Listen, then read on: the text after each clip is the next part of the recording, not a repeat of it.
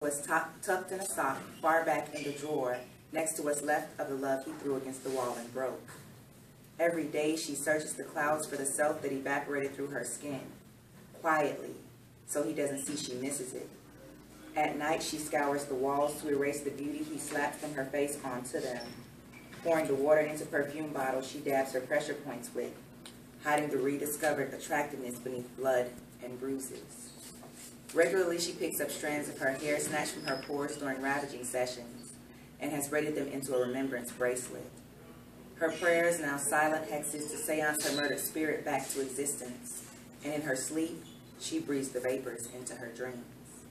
Awakened by the sweet kiss of frustration that lingered on her lips just long enough to stir the life that was left in her soul, she tucks the essentials into her hips, pain into her breasts, and sashaying her newfound booty past his disinterested eyes, even allowing him to smack her on her sorrow while wiggling jubilantly by, she jiggled out of this situation that for too many decades was her home. You need to sit down. I'm not sitting down no more. No, I'm tired of this. Don't you understand? I am a woman. I have the right to do whatever I wanted to. You know what? Today, silence no more. Domestic violence is not a man thing. Domestic violence is not a woman thing. Domestic violence is not a young thing, nor is an old thing. It's not a black thing, nor is a white thing. Domestic violence is an ugly thing.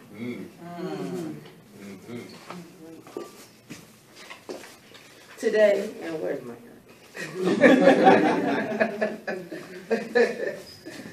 it's all right. Today I come to you just to inform you a little bit about domestic violence stats. Domestic violence is an epidemic all across the world. It has no face. You would think that it does, but it doesn't. And we're here to empower everyone and just to bring everyone to enlightenment about this this cause that needs to be become aware of everywhere. Every 9 seconds in the U.S., a woman is assaulted or beaten. Around the world, at least 1 in every 3 women has been beaten, coerced into sex, or otherwise abused during her lifetime. Most often, the abuser is a member of her own family. Domestic violence is the leading cause of injury to women more than car accidents, muggings, and rapes combined. Studies suggest that up to 10 million children, listen, 10 million children witness some form of domestic violence annually. And if you don't know the domestic violence, it is verbal, it's mental, it's physical, it's all of that combined. Nearly 1 in 5 teenage girls who have been in a relationship said a boyfriend threatened violence or self-harm if presented with a breakup. Every day in the U.S., more than 3 women are murdered by their husbands or boyfriends. Murdered, killed. 92% of women surveyed listed reducing domestic violence and sexual assault as their top concern. We want to limit this. That's why we're here today. Domestic violence victims lose nearly 8 million days of paid work per year in the U.S. alone, the equivalent of 32,000 full-time jobs. Based upon reports from 10 countries, between 55% and 95% of women who had been physically abused by their partners had never contacted non-governmental organizations, shelters, or the police for help. That's why today, silence no more. The voice needs to be heard for this cause. Men who as children witnessed their parents domestically violence were twice as likely to abuse their own wives than sons of non-violent parents. That's not always the cause, but that is something that is typical to this. So again, domestic violence, it doesn't have a face. It's not a black thing. It's not a white thing. It's not a man thing. It's not a woman thing. It's not a young thing, nor is it an old thing. It's an ugly thing.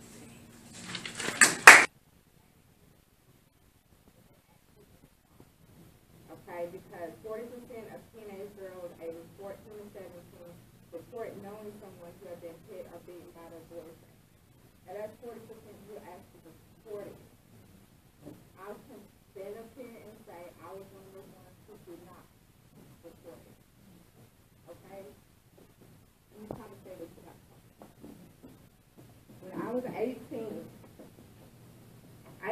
older guy.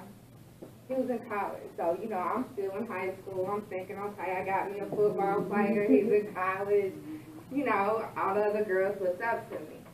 Well, I never realized that going through our relationship that him always wanted to be around me, telling me what I could do, what I couldn't do, where I could go, who I could hang out with, how long I could stay out.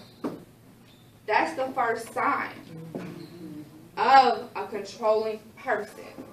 No one can tell you when or where. You know, you go to the prom and everything, and people have little after parties. So we're at the after party, and he was ready to leave. I didn't want to leave. I was with my friends. I was having fun. So he takes me into the bathroom, and we begin to argue. One thing leads to another, and he grabs me and he throws me up against the wall. Well, everybody in the other room heard it, because that's how hard he threw me into the wall. Now, I have to come out the bathroom, cousins, friends, everybody looking at me. And they're like, Shauna, do not leave with him. Well, he would not leave unless I left. So he's causing this big disturbance. So I decided to leave with him. The next day, oh baby, I'm so sorry. I would never do that again. Never. Well, I don't want to be with you anymore. Because you put your hands on me once, you'll do it again.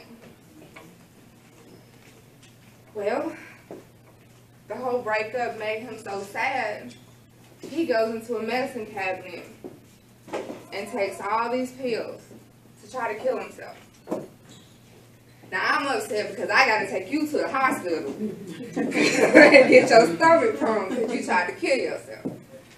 But with that, I'm like, if I leave him, he's going to cause harm to himself, and I didn't want that to happen.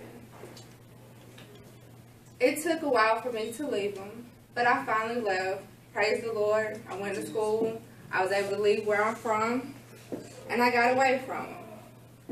But what we as women do sometimes, you still want to have that relationship with that person because you know deep down inside they're a good person. So I kept that contact with them. So that fall I was gone, that spring I was gone. That summer I go home. And I'm real big on if you borrow something or if you tell me you're going to do something, I want you to do it. So he had borrowed money from me.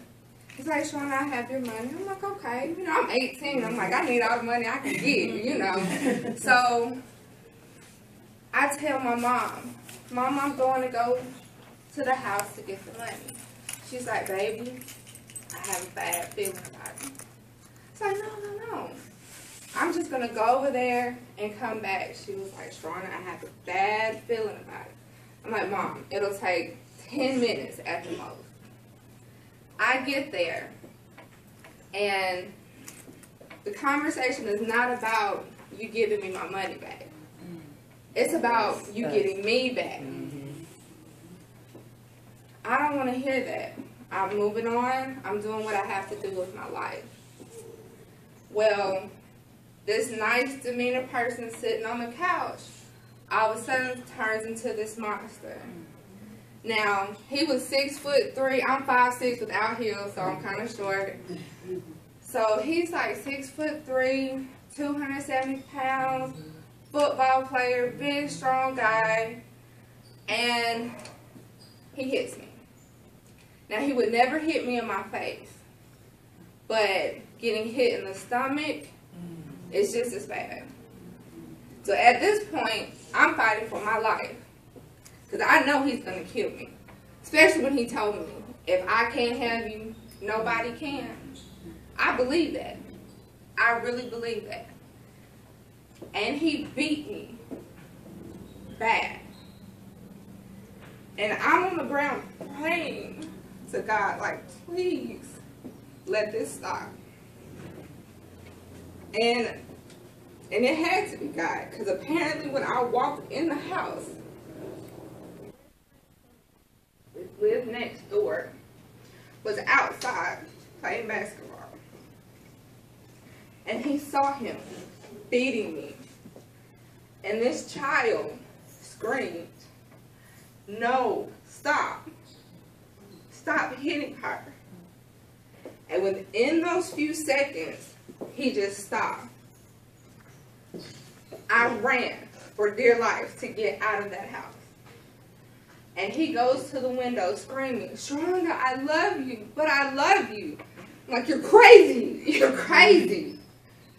And I have to go home with bruises all over my body to explain that to my mother, what happened. Silence No More comes in for me because I begged my mother not to tell my father. Because I knew my father was going to kill him. It was no question about it. I'm his baby girl. Something was going to happen. And so I begged her not to tell him. She didn't. She kept it away from him. Years later, I'm 21 now. I was 18 then, so 21 now. I come home, get me a little summer part-time job. I'm working. He comes in where I'm working at. And I used to work there when I was in high school, so the people already knew what had happened. They see him come in and they try to stop him. And I tell them, no, it's okay. Because I knew for myself to be able to grow and become the woman that I am today, I had to forgive him for that. I could not continue to let him control my life. And before he said anything to me, I told him, I forgive you for what you did.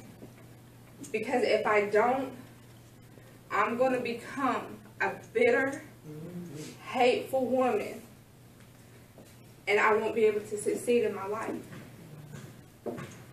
And he's looking at me like, wow, really? You're gonna do that? And I'm like, yeah. And it's not for you. What I'm doing is not for you. It is for me. And because I was able to forgive him, I have succeeded. I'm Miss Montgomery now. I'm a supervisor at the VA. And I am continuing to reach the goals that I have set for myself.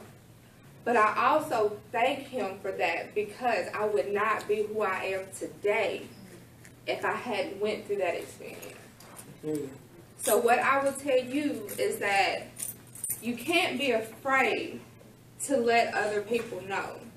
And I will tell you, I did eventually tell my dad, because where I'm from is a small city. So once he retired, I went home again, and I actually see this same guy. Now thinking my dad has no idea, but they end up working together. So when I see him, I'm like, okay, don't say anything to me, just leave me alone. My dad's like, what's wrong? You know, you guys had a really good relationship. So I had to break down and finally tell my father. At this time, I'm 23. And he's like, what? Why did you not tell me? For that reason. Because your reaction now, years after it happened, just think about if you had actually saw me. Because I hid it. It's summertime and I'm wearing baggy clothes, covering up long sleeves to hide that from him. So I felt like I was protecting my father at that time, because I didn't want to be a disappointment to him. And even though it wasn't my fault, I felt like it was. So I would like to tell you guys that it's okay to speak on it, and that fathers are actually more understanding than what you think. They're not going to actually blame you for it, because it's not your fault. But again, I was the baby girl. I wanted to be perfect in his eyes and made the right decisions. And knowing that I made the wrong decision in that man hurt me. But I ended up hurting myself because I ended up keeping that from him. If you know someone that's in that type of situation, help them get out. Just help them get out and help them find their voice. Thank you.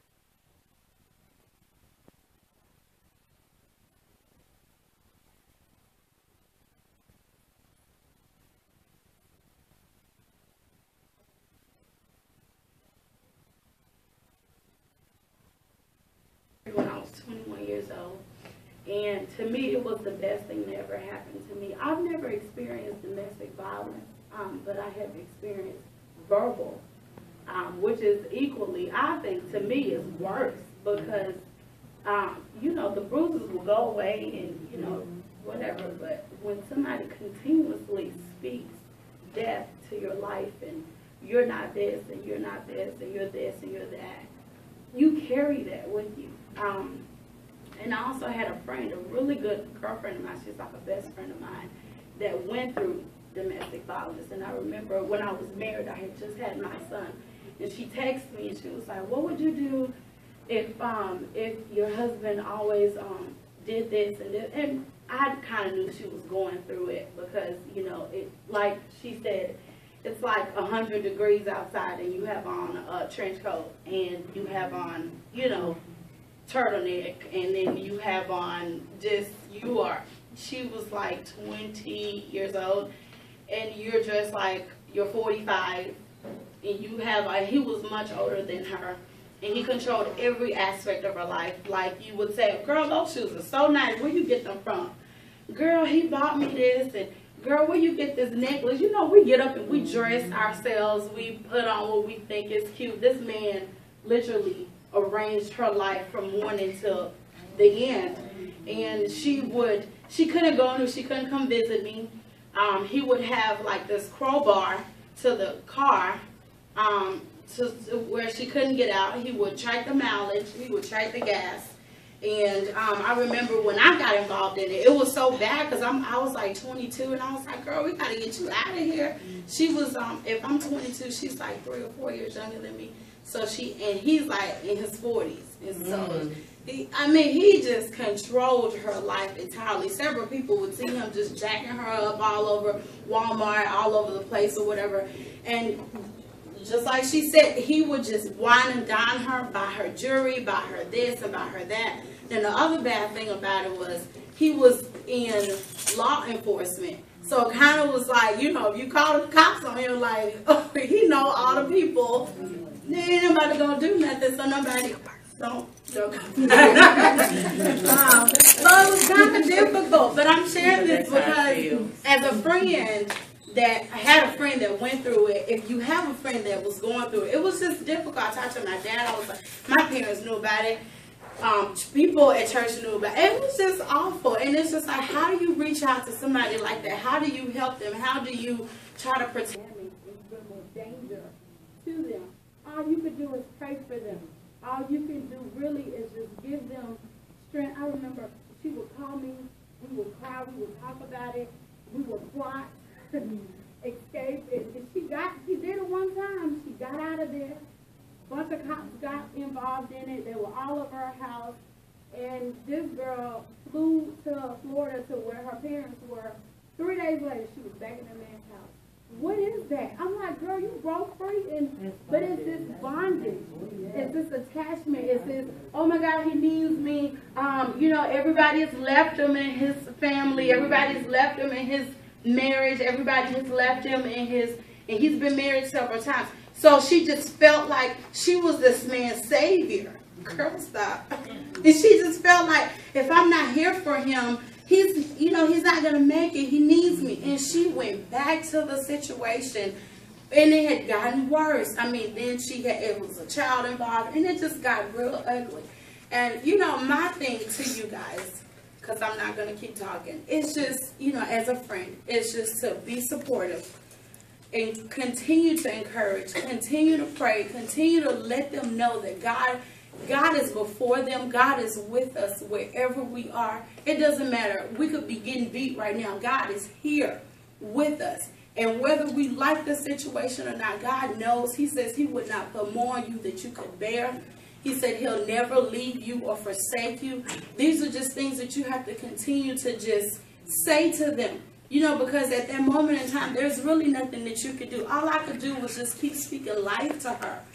That's all I could do for myself when I was going through my verbal situation was, this man telling me I'm waking up, cooking breakfast, lunch, and dinner. I got 2 kids. I'm doing this. I'm doing that. What else do you want? And then you come home and it's like this. Oh, you're this and oh, you're that. How do you come out of that? You have to believe in who you are. You have to believe in what God has called you to. You have to believe that there is a Savior that died for you. There is nothing that he would not do for you. And he is absolutely crazy about you. So once you realize who you are, you're okay with that. And it's like, but that's not what God called me. You're calling me this, you're saying this, you're saying that, but that's not who I am. So once you're confident in yourself and confident in who God has made you, you can arise from the situation. I got divorced 4 years ago. I am perfectly fine. Turned out the guy was crazy. He's on meds. And I know there was nothing that I did, but I'm just saying, look, I'm fine. You know what I'm saying? Like I've gotten out of that situation, you just move on. And you have to move on. But just a word of encouragement. God said he'll never leave you. He'll never forsake you. I was going to read you guys the chapter in the Bible by Gideon when he was about to go fight. And how the Lord told him, I am with you, you strong and mighty. She's okay, she's fine. So there is life after domestic violence and verbal violence. I see it all the time. So if we can just continue to pray for them, strengthen them, continue to motivate them, and just speak life over them, everything. God says he makes everything beautiful in his own time. And so we just have to wait and see what happens. Thank you. Okay. Well, before I start, I'm just going to kind of give you a little bit of information about me. I actually live in Huntsville, Alabama. And I was actually linked to Women of Refined Gold through Prophet Waterford. And so when I started looking at the program, I was thinking that's something I really want to do. God basically told me that you need to help her. And I'm thinking, I'm in Huntsville, she's in Montgomery. And so I reached out to her, wasn't on Facebook, and so we started communicating, and that was one of the best decisions that I could have made, because that's going to help me heal as well. I'm also a survivor of domestic violence. And like she stated, I met the gentleman in college. I dated him all throughout college. It was abusive all throughout my 4 years. And I'm just going to tell you a quick story because I'll talk and talk. But I think one of the things that I remember the most is when he broke. I had went to Montgomery because I'm originally from Troy, Alabama. Go Trojans. I had went to the statewide step show. I came to Montgomery. So when I got back, he had broken into the apartment next door, and he knocked on my door that morning. And as soon as I opened it, he just came in. He actually picked me up. I was a whole lot smaller then. And he threw me into my bedroom through the door that was closed. And he actually kicked me. Like you, he never hit me in the face. But he actually kicked me in the stomach, in which that's the worst pain that I've ever felt. And I think that lasted, I want to say, for at least an hour. And the people next door heard it, but they never called anyone because it was so common. They would hear that all the time. And so it actually took me years. I was bound by that. That's why every time I hear that song, Break Every Chains, it do something to me. Because I forgave him, I want to say last year. It took me over 10 years to really forgive him. And when I actually reached out to him on Facebook. And when I told him I forgive you, I seriously forgive you because I have to move forward, he actually contacted me back and said that he needed that. You know, he said because I was one of the best people that he had ever known. He said that he did that to me because he was jealous and he knew that I could do more than what I could do, and he wanted to keep me bound. And it's really weird, but he's actually donating to Women of Refined Gold. So I'm waiting on the money from him, and he and I actually talk. So he's actually doing a lot, I guess you could say behind the scenes. He's doing some stuff. He's in Virginia, and it's really weird, and I tell people about karma because he's been in relationships and the women are beating him up. So it kind of just flip-flops. So, you know, it's kind of, but anyway, I'm going to stay focused. But I am up here to talk to you a little bit about what Women of Refined Gold are doing.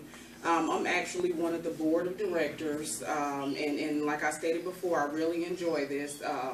And every time they have a meeting or an event, I will come here to support them. Basically what we have coming up, and you saw outside on the table, and I want to remind everybody who didn't sign in, make sure you sign in.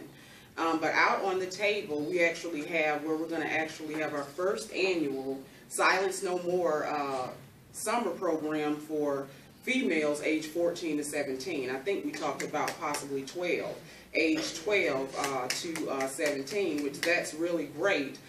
Because basically what that program is going to do is help empower those young ladies, so hopefully they won't have to go through what some of us have gone through.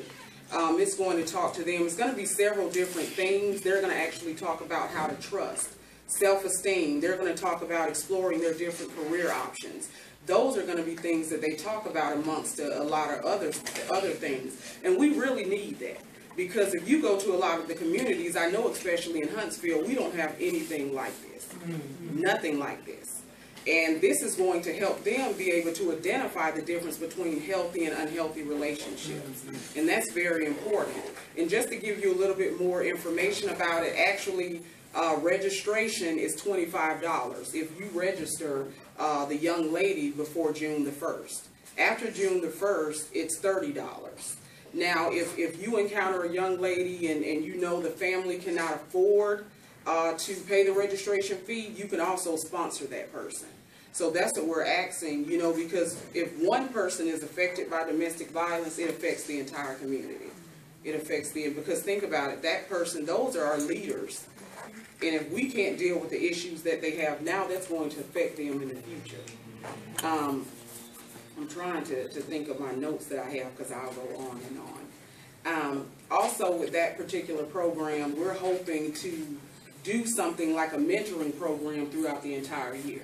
Because even though they're going through this during the summer, these young ladies need to have that type of support throughout the year. A lot of these young ladies, they don't have that at home. A lot of these young ladies may be in situations now where their mom is being beat, or their father is, you know, either using drugs or being harmed himself. So with them being in those situations, we need to go ahead and reel them in now, so hopefully they will have a better life. We also need volunteers. If you were to go out, and we'll show you that because I'm going to make sure that I talk to everybody before they leave. We actually have where you can volunteer to actually work with this program, where you could actually come in and actually put on activities or teach one of the different things. And I think especially for those of us that are survivors, I think that's really important for us to do, simply because I'm just going to leave, and it's not that easy. It's not that easy, because I said the same thing, and I was there for over 4 years. And so it's very important with us being survivors that we try to reach out to those people. Even if you weren't directly affected, you know, if you grew up in that home, you know, I think reaching out to them, and like we have the police here, I think even bringing them in, because the laws are kind of weird to me, and I say weird, and I apologize. I say weird, and I need some education on those as well, but they need to be educated on things like that, you know, as well. Also, as far as donations, with this being a new organization, you know, money is very limited. And so donations, you know, the envelopes are out there on the table. If you want to donate anything, to help us be able to service these girls and to be able to carry this program on, we welcome that. No donation is too small. If all you can donate is $5 and you do that once a month, you know, we can take that and use that to help these girls. Some of the long-term goals of Women Over Fine Gold is we want to develop classes for women over 18 and older, because those people may actually be going through the situation now, or they may have a situation, or they may be going through something that leads to more of a physical violent situation. We also hope to eventually one day have transitional housing for these individuals, because that's something that a lot of places lack. I know in Huntsville, because I really don't know a lot about the domestic violence services here, but I know in Huntsville, the women that are abused, they go to a shelter, and it's unfortunate in Huntsville, everybody knows where that is. They have it sitting right in the middle of town, they just have a fence around it. So everybody knows, and the gate is so slow that if I drive through, 10 cars can come behind me. Wow. So, I mean, it's really an unsafe environment. And so that's where the transitional housing come in. And I know, talking to Sharon, is that we want to provide them with those supportive services. Because a lot of those families that leave those domestic violence situations, a lot of those men are paying for everything. So that woman is basically at the mercy of that man. It's all about control. And so this is why a lot of people stay in those situations, because they worry about, how am I going to make it? You know, that's why I stayed in my marriage. Well, hopefully my divorce will be final next month. Yay. But that's why I stayed in my marriage. I experienced some domestic violence there, but I left because of my son, having a 4-year-old, and when his father, I won't forget, he broke my son's crib, and he took one side of it and just pressed it on my body, and I still have pain here from that. And when I looked at him, it's like it was no one in there. And I knew then, I had never called the police before on my ex-boyfriend, but I called the sheriff, because I knew then, I said, there is no way my son is going to abuse his girlfriend. Because most of the time, the people that are abusers, they grow up in homes where there was an abuser. And most people do what they've learned. So what I'm trying to say, because I'm sorry, I'll go on and on, because this is healing for me. Amen. You know, talking to you about it, working with those girls, that's healing. Because even though we've forgiven those people, every single day, you're trying to heal yourself every single day, because sometimes you do find yourself thinking about, how could I stay there? Why would this person do this to me? And you just kind of, you know, go into that state of depression. But anyway, what I'm trying to say is, you know, whatever donations that you may want to donate to us, we're taking shoes now. So please, any shoes, gently used, that you want to bring us, we can use.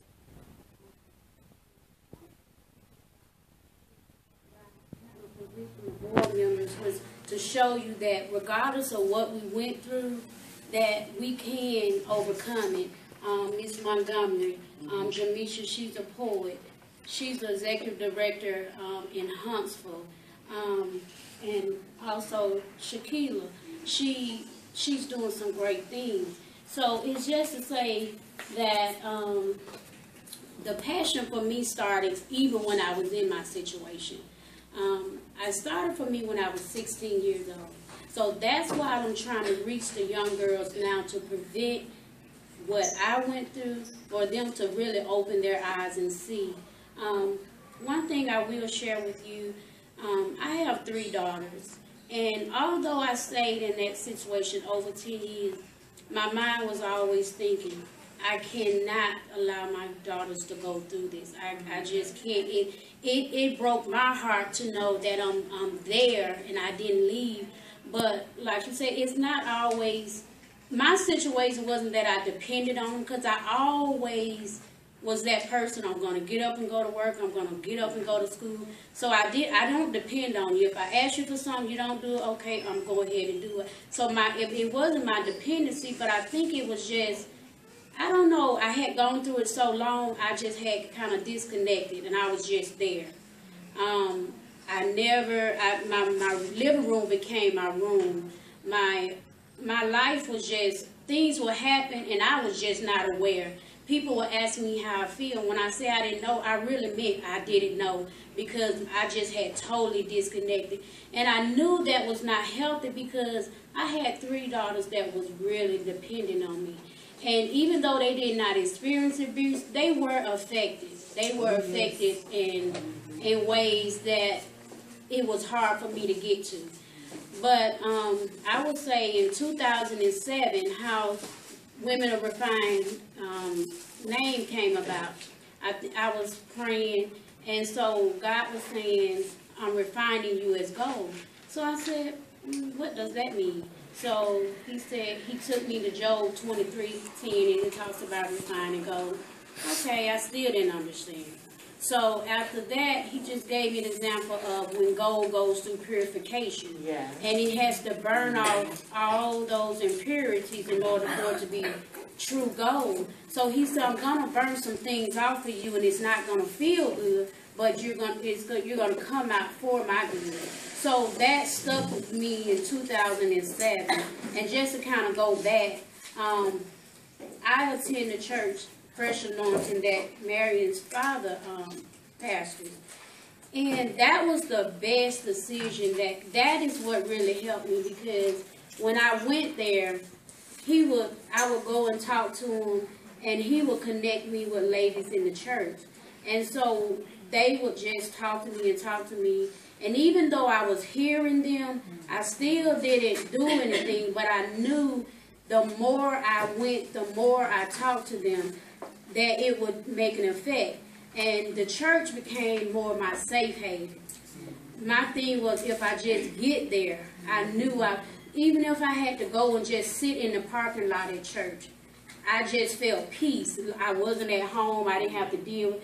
I mean, it got so bad. My kids, I would tell my oldest daughter, I'll say I'm going to school, but I'm just out. I'm just gone, because just to get away. And so just going to church and really connecting with ladies that were genuine, they didn't beat me down where you don't need to be there. It was more in love. You know it's not the right thing, but they just continue. And one particular person that has been with me the whole time, and her name is Tawana Attitude. She's been with me from when I came in to see me come out of that relationship. In 2009, I made up my mind that I wasn't going to keep on. And that last time, he jumped on me, and it was my 2 younger girls. They were in Head Start and probably kindergarten at the time.